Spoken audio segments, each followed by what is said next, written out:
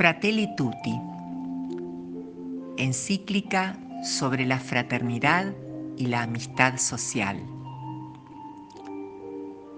Introducción. El Papa Francisco propone una fraternidad abierta. Invita a un amor que va más allá de las barreras de la geografía y del espacio. San Francisco de Asís lo inspira a escribir sobre la fraternidad y la amistad social. Sin fronteras. Durante su visita al sultán, San Francisco de Asís evitó toda forma de agresión o contienda. No hizo la guerra dialéctica. Se liberó de todo deseo de dominio sobre los demás. Comunicó el amor de Dios. Despertó el sueño de una sociedad fraterna. El Papa Francisco se sintió especialmente estimulado por el imán Ahmad al-Tayeb, con quien recordó que Dios ha creado todos los seres humanos iguales en los derechos, en los deberes y en la dignidad, y los ha llamado a convivir como hermanos entre ellos. Estas páginas se detienen en la dimensión universal del amor fraterno, en su apertura a todos, para que su reflexión se abra al diálogo con todas las personas de buena voluntad. Cuando estaba redactando esta carta, irrumpió de manera inesperada la pandemia del COVID-19, que dejó al descubierto nuestras falsas seguridades. Descubrimos que estamos hiperconectados, pero fragmentados. Reconociendo la dignidad de cada persona humana, ojalá que podamos hacer renacer entre todos un deseo mundial de hermandad. Soñemos como una única humanidad, cada uno con su propia voz, todos hermanos.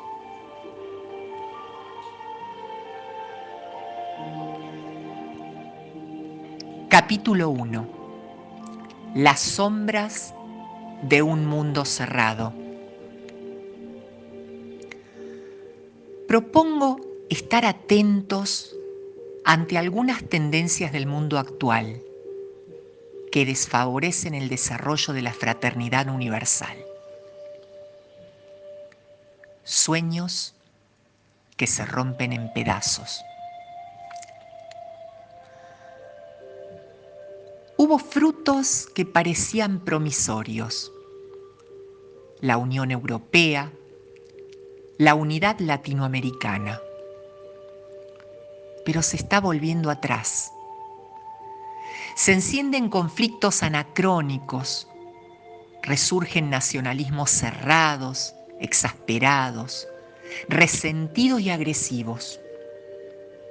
Se desconoce que todavía muchos hermanos nuestros sufren situaciones de injusticia que nos reclaman a todos. Abrirse al mundo es una expresión que hoy ha sido cooptada por la economía y las finanzas. Esta cultura unifica al mundo, pero divide a las personas y a las naciones. Porque la sociedad, cada vez más globalizada, nos hace más cercanos, pero no más hermanos. El fin de la conciencia histórica. Se advierte la penetración cultural de una especie de deconstruccionismo, donde la libertad humana pretende construirlo todo desde cero.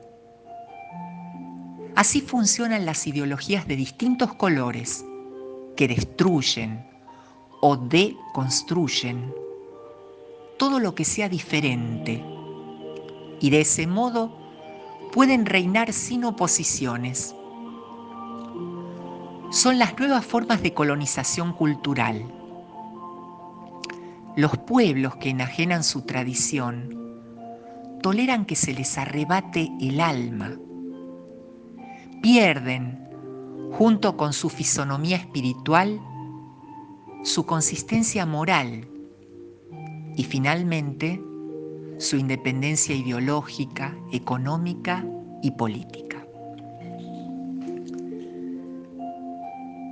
Sin un proyecto para todos. La mejor manera de dominar y de avanzar sin límites es sembrar la desesperanza y suscitar la desconfianza constante. Se utiliza el mecanismo político de exasperar, exacerbar y polarizar. Se niega a otros el derecho a existir y a opinar. No se recoge su parte de verdad, sus valores. Y de este modo la sociedad se empobrece y se reduce a la prepotencia del más fuerte. Vencer pasa a ser sinónimo de destruir. ¿Cómo es posible levantar la cabeza para reconocer al vecino o para ponerse al lado del que está caído en el camino? Necesitamos constituirnos en un nosotros que habita la casa común. Esta cultura que estamos gestando, vacía, inmediatista, sin un proyecto común, llevará a nuevas guerras. El descarte mundial. Partes de la humanidad parecen sacrificables. No se considera ya a las personas como un valor primario que hay que respetar y amparar, especialmente si son pobres o discapacitados, si todavía no son útiles, como los no nacidos, o si aparentemente ya no sirven, como los ancianos. La falta de hijos, que provoca un envejecimiento de las poblaciones, junto con el abandono de los ancianos a una dolorosa soledad, es un modo sutil de expresar que todo termina con nosotros, que solo cuentan nuestros intereses individuales.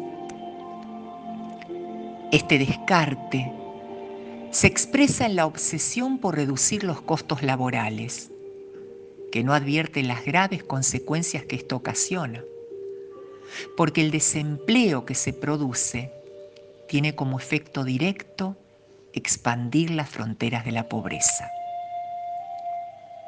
Y el racismo, que nos avergüenza. Hay reglas económicas que resultaron eficaces para el crecimiento, pero no así para el desarrollo humano integral. Aumentó la riqueza, pero con inequidad. Y se usaron criterios equivocados para medir la pobreza. Criterios que son de otra época. Derechos humanos no suficientemente universales. Los derechos humanos no son iguales para todos. Mientras una parte de la humanidad vive en opulencia, otra parte ve su propia dignidad desconocida, despreciada o pisoteada, y sus derechos fundamentales ignorados o violados. ¿Qué dice esto acerca de la igualdad de derechos fundada en la misma dignidad humana? Es un hecho también que doblemente pobres son las mujeres que sufren situaciones de exclusión, maltrato y violencia, porque frecuentemente se encuentran con menores posibilidades de defender sus derechos. seguimos teniendo esclavos. Hoy como ayer, en la raíz de la esclavitud se encuentra una concepción de la persona humana que admite que pueda ser tratada como un objeto. La persona humana, creada a imagen y semejanza de Dios, queda privada de la libertad, mercantilizada, reducida a ser propiedad de otro, con la fuerza, el engaño o la constricción física o psicológica. Es tratada como un medio y no como un fin. Trata de personas, vemos hoy, venta de órganos, conflicto y miedo. Las guerras, los atentados, las persecuciones por motivos raciales o religiosos son afrentas contra la dignidad humana. Estas situaciones de violencia van multiplicándose dolorosamente en muchas regiones del mundo, hasta asumir las formas de lo que podría llamarse una tercera guerra mundial en etapas. En toda guerra, lo que aparece en ruinas es el mismo proyecto de fraternidad, inscripto en la vocación de la familia humana, por lo que cualquier situación de amenaza alimenta la desconfianza y el repliegue. Hay miedos ancestrales que no han sido superados por el desarrollo tecnológico. Detrás de la muralla de la antigüedad está el abismo. Es el territorio de lo bárbaro, del cual hay que defenderse a costa de lo que sea. Se crean nuevas barreras para la autopreservación, de manera que deja de existir el mundo y únicamente existe mi mundo. Hasta el punto de que muchos dejan de ser considerados seres humanos con una dignidad inalienable y pasan a ser solo ellos. Se construyen muros, se pierde la alteridad. Y ahí aparecen las mafias, que con una falsa mística comunitaria crean lazos de dependencia y de subordinación de los que es muy difícil liberarse.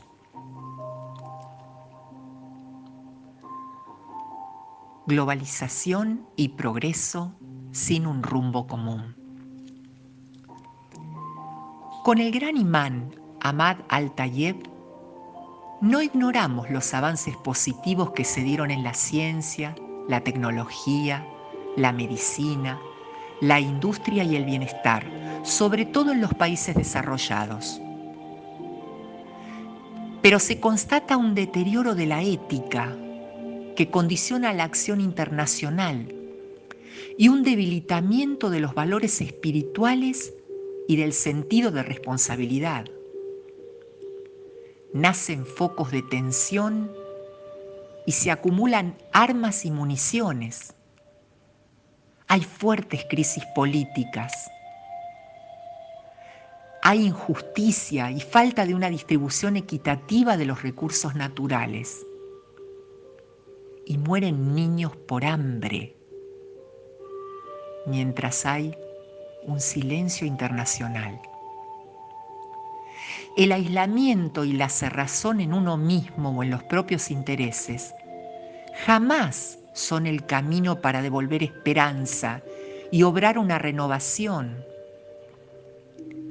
sino la cercanía, la cultura del encuentro. El aislamiento, no. Cercanía, sí. Cultura del enfrentamiento, no. Cultura del encuentro, sí. Qué bonito sería que a medida que descubrimos nuevos planetas lejanos, volviéramos a descubrir las necesidades del hermano o de la hermana en órbita alrededor de mí.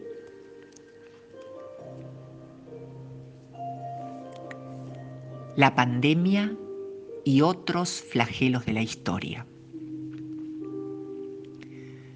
La pandemia de COVID-19 despertó durante un tiempo la conciencia de ser una comunidad mundial que navega en una misma barca, donde el mal de uno perjudica a todos. Recordamos que nadie se salva solo, pero la tempestad desenmascaró nuestra vulnerabilidad. Dejó al descubierto una vez más esa bendita pertenencia común de la que no podemos ni queremos evadirnos, esa pertenencia de hermanos. El golpe duro e inesperado de esta pandemia fuera de control obligó por la fuerza a volver a pensar en los seres humanos, en todos, más que en el beneficio de algunos. Nos hizo repensar el sentido de nuestra existencia. Esto no es un castigo divino, ni es la naturaleza cobrando atropellos. Es la realidad misma que gime y se revela. Olvidamos rápidamente las lecciones de la historia. Ojalá que al final ya no estén los otros, sino solo un nosotros. Ojalá podamos renacer más allá de las fronteras creadas. La obsesión por un estilo de vida consumista, sobre todo cuando solo unos pocos pueden sostenerlo, solo podrá provocar la violencia y la destrucción recíproca. El sálvese quien pueda se traducirá rápidamente en el todos contra todos, y eso será peor que la pandemia.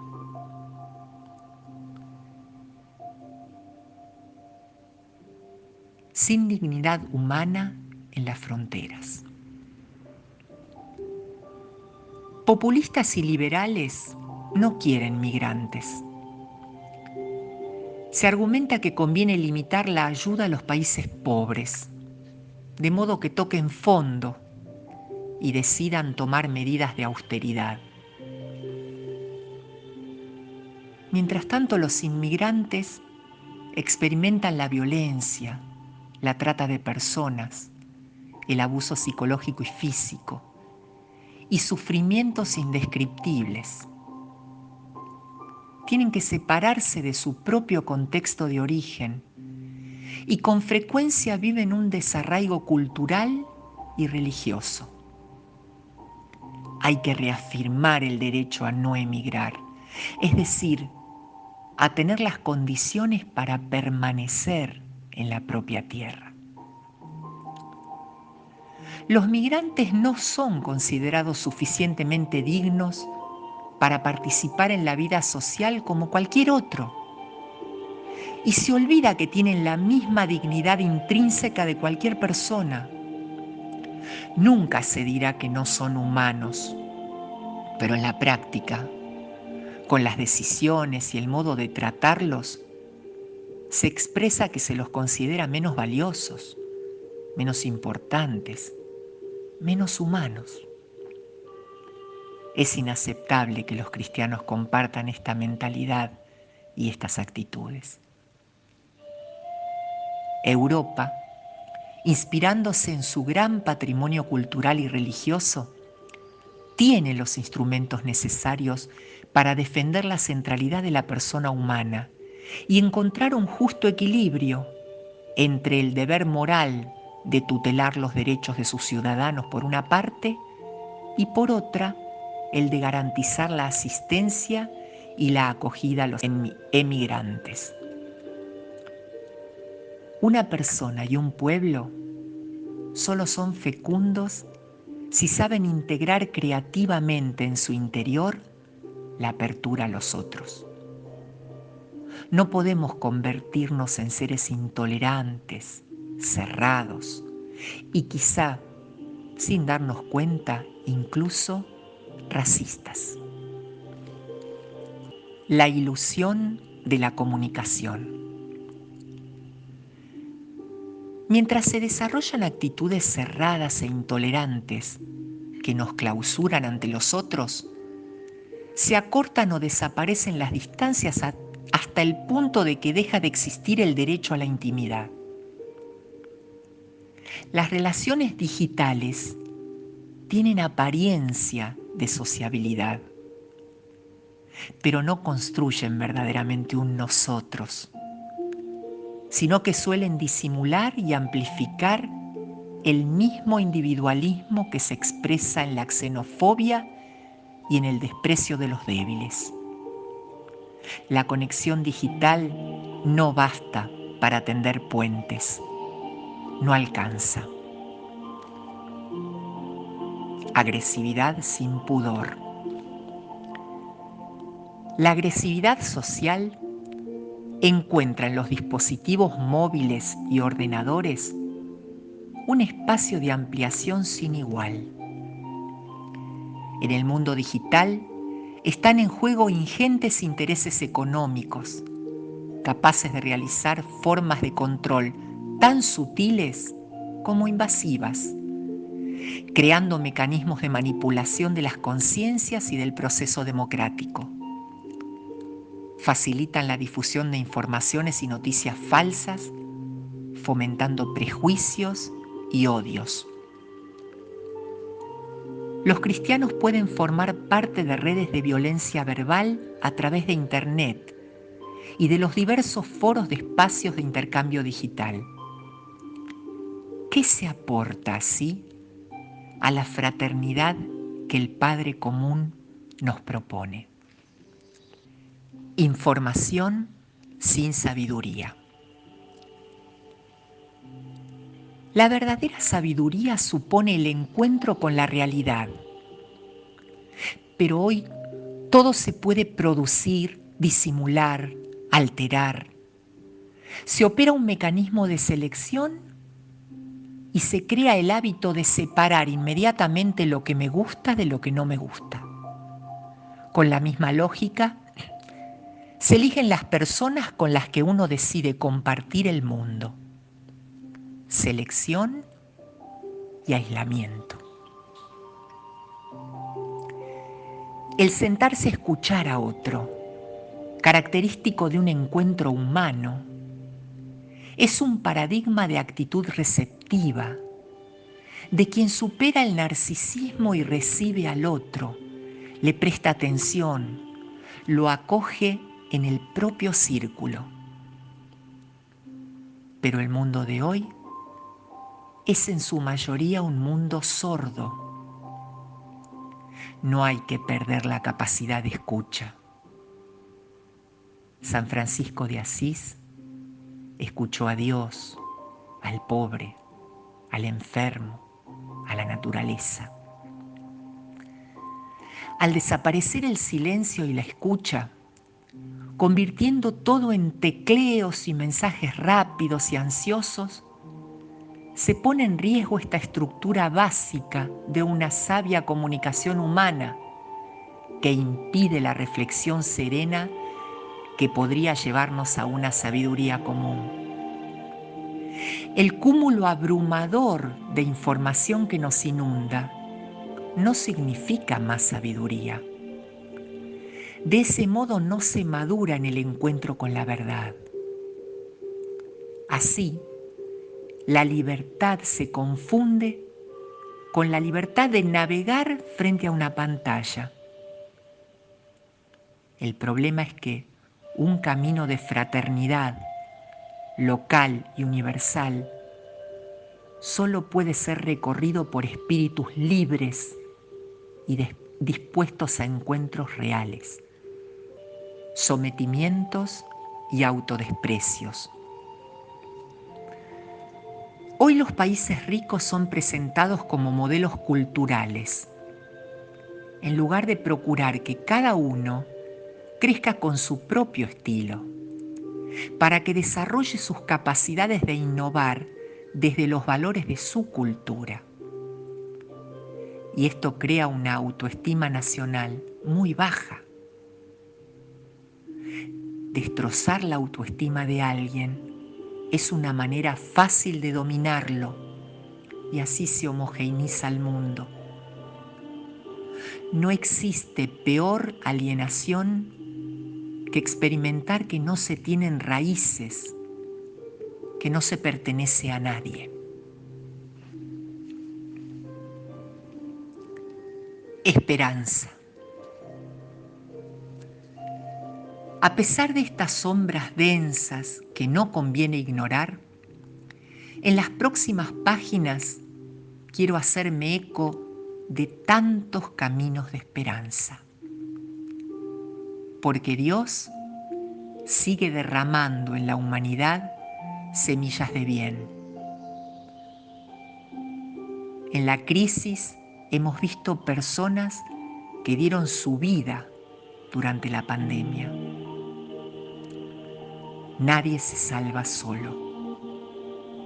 Invito a la esperanza, que nos habla de una realidad que está enraizada en lo profundo del ser humano, independientemente de las circunstancias concretas y los condicionamientos históricos en que vive. La esperanza es audaz. Caminemos en esperanza.